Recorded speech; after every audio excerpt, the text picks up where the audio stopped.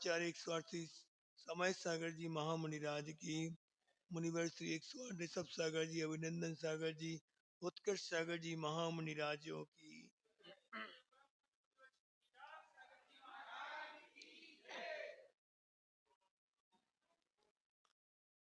अभी आप सभी के सामने कुछ देर पहले एक छोटी सी बच्ची ने मंगलाचरण किया था। मंगलाचरण जब वो कर रही थी बच्ची, तो हमें मालूम नहीं था कि उसको किस आपदा से वो गुजर रही है। लेकिन जब संचालक महोदय ने आके यहाँ बताया उस बच्ची के बारे में, तो ऐसा लगा कि कई बार आप लोगों के जीवन में भी, आप लोग भी संसार में रहते हैं और अनुभवी हैं इस मामले में। और कई बार तो मुनियों से भी ज्यादा अनुभवी आप लोग रहते हैं। बहुत अनुभव आपके एक एक झुर्रियों में, कितने कितने अनुभव छुपे हुए हैं। तो लगता है कि ये सब है क्या, कहाँ उस अनंत जीव की शक्ति, अनंत शक्तिशाली जो जीव कहलाता है, जिसके अंदर सिद्धत्व की क्षमता जिसके अंदर विराजमान है, ऐसे अनंत शक्तिशाली जीव को भी, उसकी शक्तियों को भी कौन पराधीन कर देता, कौन उसकी शक्तियों को रोक देता, ऐसे ही बाधित कर देता कि वो कुछ भी नहीं कर पाता। ये तो बच्ची फिर भी माता पिता के साथ है और सभी जैन कुल में पैदा हुई है, गुरु उसके साथ है, देवसात गुरु की भक्ति वो कर सकती है, उसके पास जवान है, सब कुछ है। लेकिन ऐसे ऐसे बच्चे भी हमने देखे हैं कई, कि जो पीछे कौन है, उनको शांत करो। हमने ऐसे ऐसे जीव भी देखे हैं अपने मनुष्य पर्याय में आने के बाद भी, जैन कुल मिलने के बाद भी त्रियंचों के समान चलते हैं, और त्रियंचों के समान उनका उठना बैठना सब कुछ पराधीन है। और एक दो साल नहीं, कई कई वर्षों तक उनका जीवन ऐसे ही निकलता है।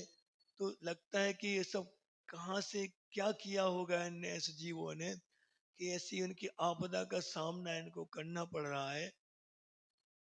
इसके लिए मुनिवर श्री क्षमा सागर जी का प्रवचन जब सुना, कर्म कैसे करें, उसका एक बहुत अच्छा कहानी हमें याद आ गई आज, कि एक कलाकार रहता है। आप पहले ये बताओ कि कला बड़ा कि कलाकार बड़ा? कला बड़ी होती है कि कलाकार? हैं? पक्का? पक्का? ठीक है। तो देखो क्या हुआ कि एक बार एक कलाकार था, वो लोहे की जंजीरें बनाता था। क्या बनाता था? लोहे की जंजीर, मोटी मोटी जंजीर बनाता था। और जंजीर में वो अपना ट्रेडमार्क लगाता था। उसकी विशेषता थी कि अपनी जंजीर में वो ट्रेडमार्क लगाता था अपने नाम का। और उसको इतना विश्वास था अपनी बनाई जंजीर पर, कि मेरी बनाई हुई जंजीर संसार में कोई तोड़ नहीं सकता। क्या विश्वास था उसको? छाये सम्यक दर्शन था इस बात पे उसके लिए, कि मेरी बनाई हुई जंजीर को संसार में कोई नहीं तोड़ सकता। अपने ऊपर विश्वास तो था ही कि मैं संसार की हर जंजीर को तोड़ सकता हूँ।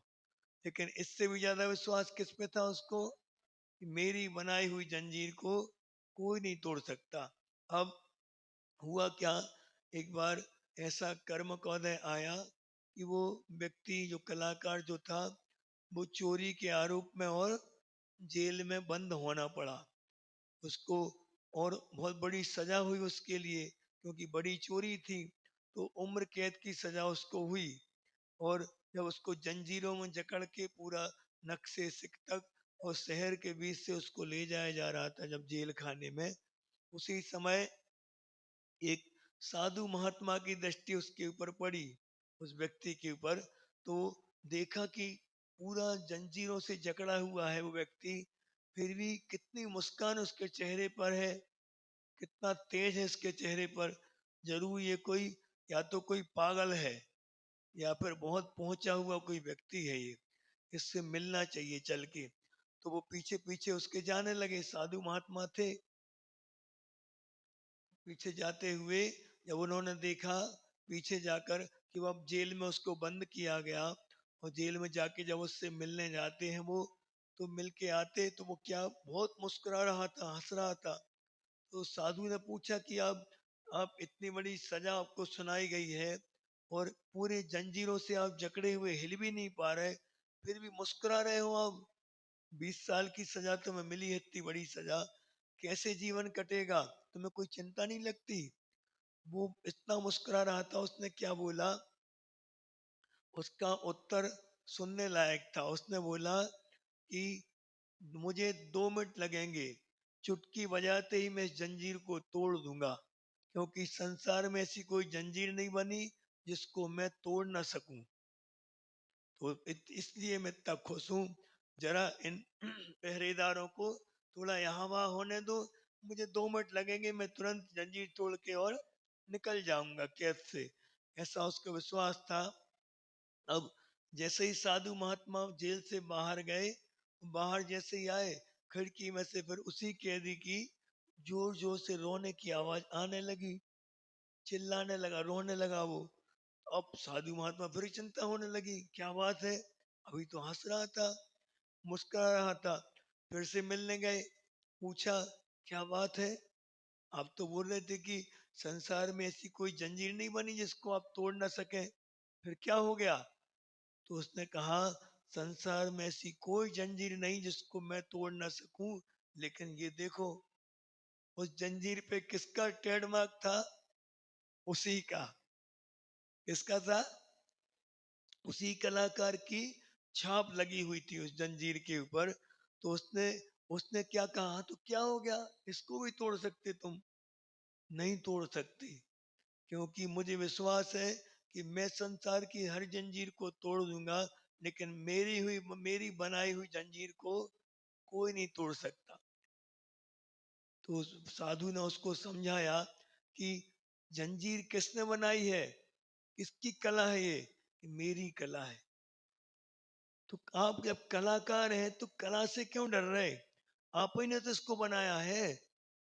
आपको मिनट लगेंगे तोड़ने में, एक क्षण लगेगा। इसी प्रकार वो तो ठीक, अपन उसके ऊपर हंसी आ रही है, कैसा मूर्ख है वो, लेकिन अपने ऊपर कभी हंसी आई? कैसे फंस जाते अपन लोग संसार के चक्कर में। और जो फंसने से दूर होना चाहते हैं, संसार से पार होना चाहते, मोक्ष मार्ग में आगे बढ़ना चाहते, उनको भी फंसा देते। कितनी बदमाशी है। देखो तो, अपन खूब अनुभव कर रहे हैं इस बात के लिए कि संसार में असार है महाराज जी, अच्छे से जान लिया। हम तो ये जानते हैं कि इनमें से किसी व्यक्ति को यहाँ बिठा दो, अच्छे प्रवचन दे देगा, शानदार, तालियां बज जाएंगी, हो सकता किसी को वैराग्य हो जाए। लेकिन स्वयं के जीवन से क्या निकल रहा है? फंसते जा रहे हैं अपने ही बनाए जाल में, स्वयं फंसते जा रहे हैं। वो दूसरों को भी अब जानते हैं कि ये जाल है। संसार में एक भी व्यक्ति से पूछो शादी के बाद कैसा लगता है, एक भी तारीफ नहीं करेगा। ये हम जानते हैं अच्छे से। कहीं भी शुरू हो जाएगा वो, कहीं भी, कहीं भी पूछ दो उससे, 1-2 साल बाद शादी के, वो पूछो कैसा लग रहा है, महाराज जी आप तो अच्छे रहे, पहले नहीं मिले आप, पहले मिल गए होते तो हम तो निकल जाते महाराज जी पक्का, ऐसे ही लगता है। सभी टोटियों से सुख बरस रहा है, हर टोटी अपन को सुख दे रही है, ऐसा सबको लगता जाता। फिर बाद में लास्ट में जब परिणाम क्या निकलता, हम आपको एक घटना सुनाते हैं अपने वैराग्य की। जब हम घर में थे, घर में हम एक कुएं पे पानी भरने जाते थे। वहां पे एक दादी माँ थी, वो चिल्लाती थी, खूब जोर जोर से आवाज आती थी चिल्लाने की, इतनी करुण आवाज आती थी कि हमें रोज जिज्ञासा रहती थी कि आवाज कहाँ से आती। तो हम गए और उस दादी के घर में जाके हमने देखा, तो पता किया उनके बारे में। जब हमने देखा उनको तो हमसे देखा नहीं गया, उल्टी की इच्छा होने लगी हमारी। एक कमरे, छोटी सी कोठली थी, मुश्किल से 4x4 की होगी वो कोठली। उस कोठली में एक दादी, मोटी ताजी दादी थी, पूरे शरीर बेरसूल से बिल्कुल खून बह रहा था, मवाद का ढेर लगा हुआ था, और पूरे, इतना पूरा शरीर क्षत विक्षत था। मारने की निशान अलग से दिख रहे थे, उसको बेल्टों से छड़ियों से मारते थे उसके लिए सभी लोग, दादी के लिए। तो हमने पता किया कि उनका इतिहास क्या है, क्यों उनकी ऐसी हालत हुई, ऐसी दुर्दशा किसने करी। कि वो बहुत संपन्न परिवार था, एक ब्राह्मण फैमिली थी।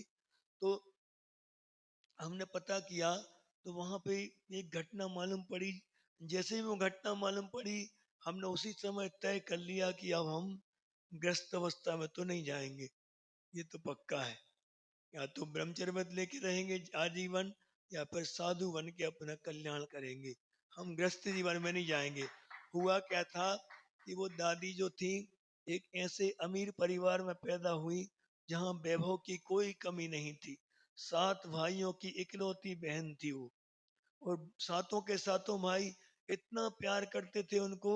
उनके मुंह से निकला कि हमें ये खाना है, तुरंत हाजिर, हर एक चीज उनके हाथों पे मिलती थी उनके लिए। और जब उनकी शादी हुई, शादी करके जिस परिवार में गई, वहां भी 4 भाइयों की वो, मैंने सबसे बड़ी बहू थी, जेठानी थी सबसे बड़ी। तो उनने जब उनने उस समय भी ऐसो आराम से पली बड़ी थी। और बहुएं भी ऐसी आज्ञाकारी आई कि बिल्कुल हाथों हाथ रखती थी सासू माँ के लिए, कोई चीज की कभी कमी नहीं होने दी। तो शरीर तो बूढ़ा होता जा रहा था, 90 साल का शरीर हो गया, लेकिन इच्छाएं 20 साल जैसी जवान इच्छाएं थी। जो चाहिए तुरंत हाजिर, एक सेकंड की भी देर नहीं लगती थी उनके लिए, हर एक चीज ऑन द स्पॉट मिलती थी।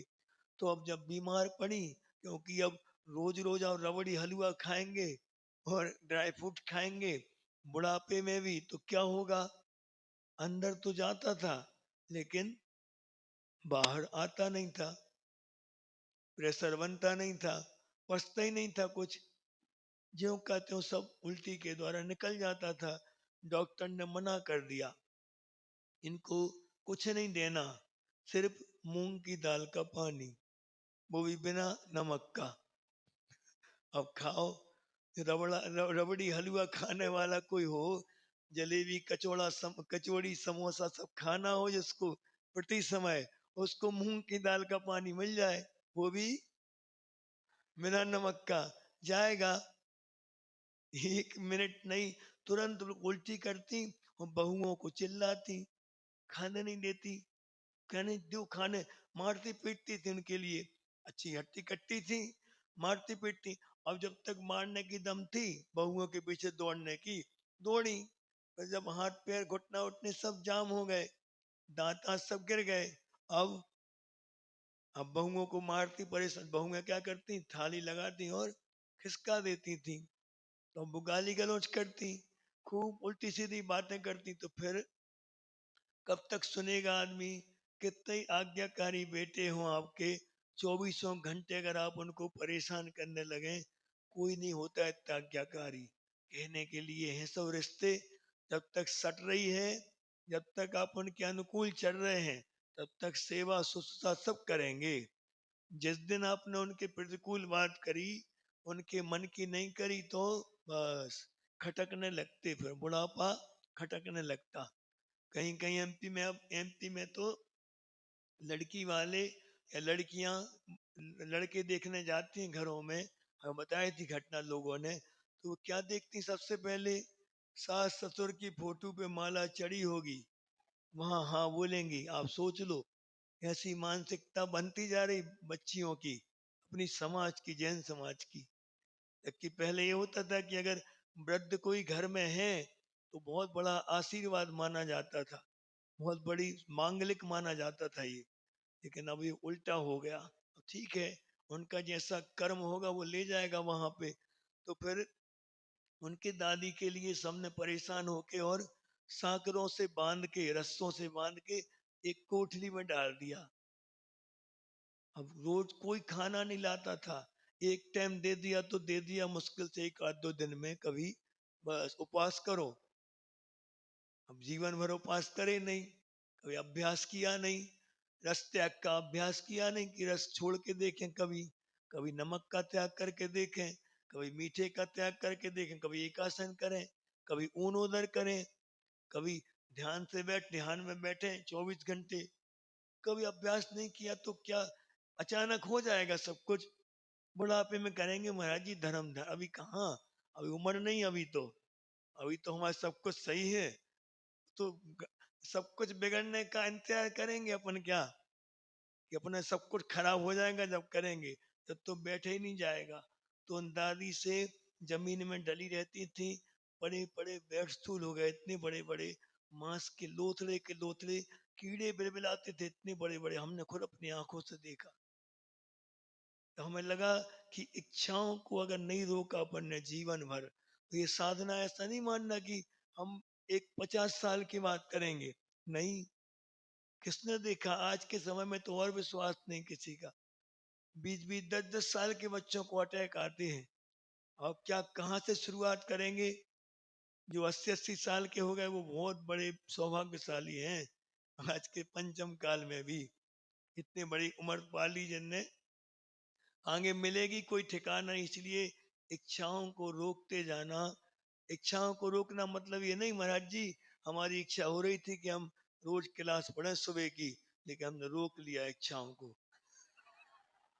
नहीं भैया, ऐसी इच्छा नहीं रोकना, बुरी इच्छाओं को रोकना। कि हमारी इच्छा हो रही थी कि पार्टी में जाएं, किटी पार्टी में जाएं, लेकिन हमने रोका उसको और क्लास में आए हम। ऐसी इच्छाओं को आप जरूर पनपने दें अपने आप में, और बुरी इच्छाओं को रोकते जाएं, तो हम इन कर्मों के ऊपर विजय प्राप्त कर सकते। आप बिल्कुल घबराना नहीं कभी। कभी अब कर्म कांड पढ़ते हैं, उसमें आता है कि एक समय में आत्मा में कितने कर्मों का आना होता है? एक समय में सिद्धों का अनंतमा, सिद्धों से अनंत गुना, और निगोत का अनंतमा भाग। इतने अनंत कर्म एक साथ अपने कर्म आत्मा में एक समय में प्रवेश करते हैं, और इतने ही कर्म झड़ते हैं, और बने कितने रहते हैं? अनंत बने रहते हैं।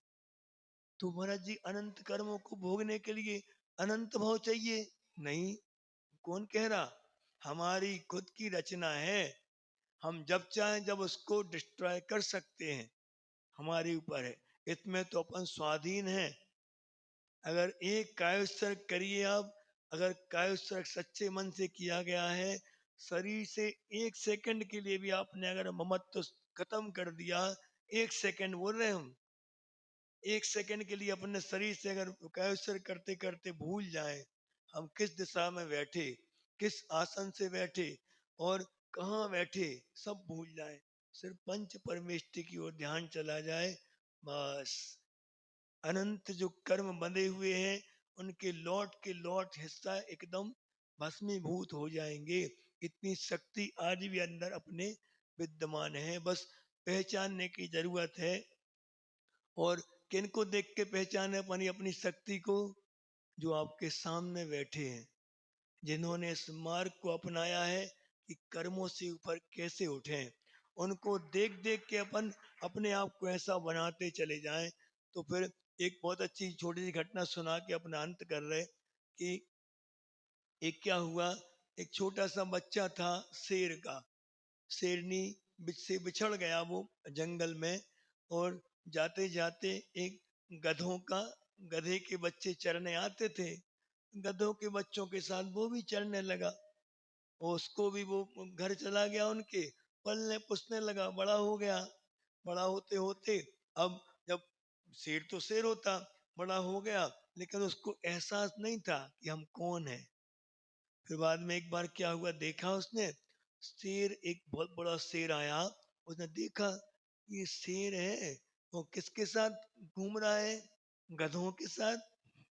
कैसा शेर है, लगता है इसको अपने सिंहत्व का ज्ञान नहीं है। तो फिर उसने क्या किया, ऊपर खड़ा हुआ पहाड़ पे शेर, और खूब जोर से दहाड़ा शेर। अब दहाड़ा तो दहाड़ सुन के कौन भाग गए?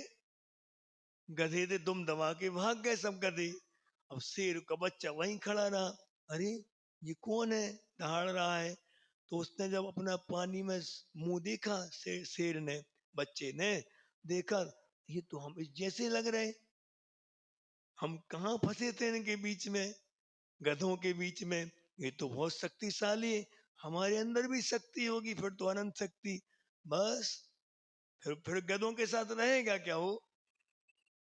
इसी प्रकार जिसको मुनियों को देख के और अपने सिंहत्व का, अपनी आत्म अनंत शक्ति का ज्ञान हो जाए, वो घर में रहेगा क्या? रहेगा वो तो कैसे रहेगा? सिंह के समान रहेगा, गधों के जैसा नहीं रहेगा वो। इसलिए आप लोगों के अंदर भी महावीर के चिन्ह सिंह के समान इतना वीरत्व आ जाए, जिससे आप इन कर्मों की जंग को लड़ सकें और अपने आप को भी अनंत सिद्धों की श्रेणी में शामिल कर सकें। इसी भावना के साथ शासन नायक श्री महावीर भगवान की